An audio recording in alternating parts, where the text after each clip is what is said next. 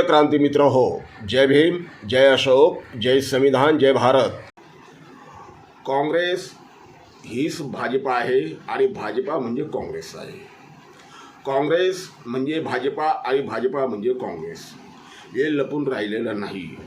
ज्या ज्या वेळेला भारतीय जनता पक्षाला काँग्रेसची आवश्यकता लागते त्या वेळेला काँग्रेसची राखीव टीम, ही भारतीय जनता पक्षाची राखीव टीम ही काँग्रेस आहे. त्या वेळेला काँग्रेस धावून जाते. अनेक उदाहरणं घडतायत, आपण पाहतो, डोळ्याने पाहतो. परंतु बदनाम मात्र आमच्या आंबेडकरी समूहाला केलं जातं की वंचित बहुजन आघाडी ही BJPची बी टीम आहे. वास्तविक पाहता भारतीय जनता पक्षाची काँग्रेस ही ए टीम आहे, बी टीम आहे, सी टीम आहे. सगळी टीम म्हटलं, सगळं अंग म्हटलं तर भारतीय जनता पक्षाचं काँग्रेस आहे. विधान परिषदेमध्ये त्यांच्या उमेदवाराला, भाजपाच्या उमेदवाराला काही आमदार कमी पडले की तिकडून त्यांना काँग्रेसची मदत होते. काँग्रेसचे आमदार त्यांना मतदान करतात. काँग्रेसच्या त्या मतदान करणाऱ्या आमदारांवर कोणत्याही प्रकारची शिस्तभंगाची कारवाई करण्यात येत नाही. त्यांना कारणे दाखवा नोटीस देण्यात येत नाही. त्यांना पक्षातून निलंबित करण्यात येत नाही. चंद्रकांत हंडोरे एक ताजे उदाहरण आहे. चंद्रकांत हंडोरे विधान परिषद निवडणुकीमध्ये उभे होते. त्यांच्या विरोधात काँग्रेसच्या काही आमदारांनी गद्दारी केली, भाजपला मतदान केलं. हंडोरेंनी पुराव्यानिशी काही नावं दिली, काही नावाची चर्चा सुरू होती. परंतु त्या गद्दार आमदारांवरती कोणत्याही प्रकारची कारवाई न करता त्यांना अभय देण्यात आलं.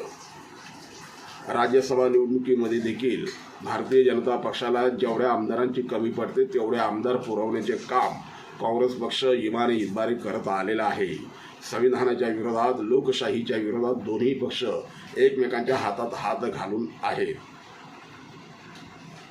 लोकप्रतिनिधींच्या बाबतीत देखील भाजपातून लोक फुटतात, काँग्रेसमध्ये येतात, काँग्रेसमधून फुटतात, भाजपामध्ये जातात. ज्या पद्धतीनं एकमेकांना त्यांची गरज आहे, आवश्यकता आहे, त्या पद्धतीनं पुरवठा केला जातो.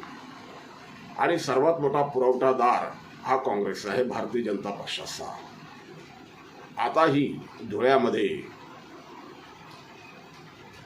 पाटील घराण्यातील कुणाल पाटील यांनी काँग्रेसचा हात सोडून भाजपाला साथ दिली.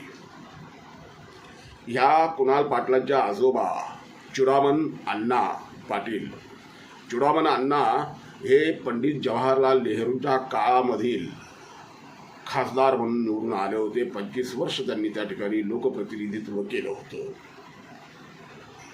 या चुडामन अण्णांचा मुलगा रोहिदास पाटील हे सुद्धा त्या मतदारसंघात एकदा नव्हे, दोनदा नव्हे, 8 वेळा निवडून आले होते. आमदारकीला 7 ते 8 वेळा निवडून आले होते. त्यानंतर या चुडामन अण्णांचा नातू म्हणजे हा कुणाल पाटील, हे कुणाल पाटील देखील 2 टर्म आमदारकीला निवडून आले. सगळं काही काँग्रेस पक्षानं दिलंय. आमदारक्या, खासदारक्या, घरामध्ये सरदारक्या काँग्रेसनं दिल्या.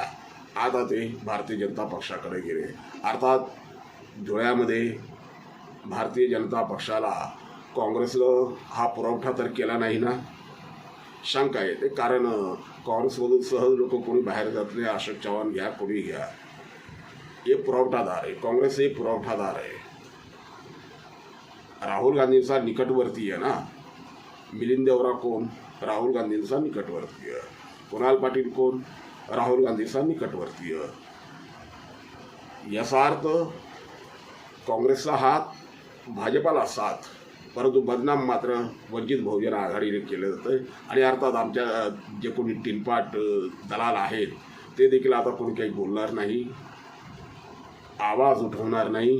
फक्त वंचित बहुजन आघाडीच्या आयात केलेल्या कोणत्या उमेदवारानं इकडं तिकडं उड्या मारल्या की मात्र त्याला नाव ठेवायचं. त्यावेळेला मात्र लोकशाही नसते. त्यावेळेला यांना, या दीडदवडीच्या दलालांना लोकशाही आठवत नाही.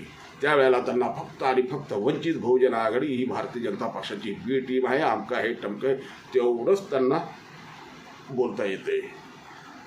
इथे काँग्रेसचे लोक दिवसा ढवळ्या भाजपाबरोबर हातात हात घालून युती करतायत, आघाडी करतायत. खुद्द नाना पटोले शिंदे सेनेच्या गटाबरोबर युती करतायत, आघाडी करतायत. ते मात्र या लोकांना दिसणार नाही, त्याविरुद्ध यावाक्षर बोलणार नाही. जिथं जिथं संधी मिळून तिथं मात्र वंचित बहुजन आघाडीला बदनाम करण्याचं काम हे लोक इमानीद्वारे करतात. अर्थात त्यांनाही बोलून फायदा नाही. ते त्याच कामासाठी त्या ठिकाणी पगारावरती सालगडी म्हणून ठेवलेले आहे. प्रकाश आंबेडकरनी यांना सालगडी नोकरदार म्हणतात, त्यामुळे त्यांनाही बोलत काही अर्थ नाही.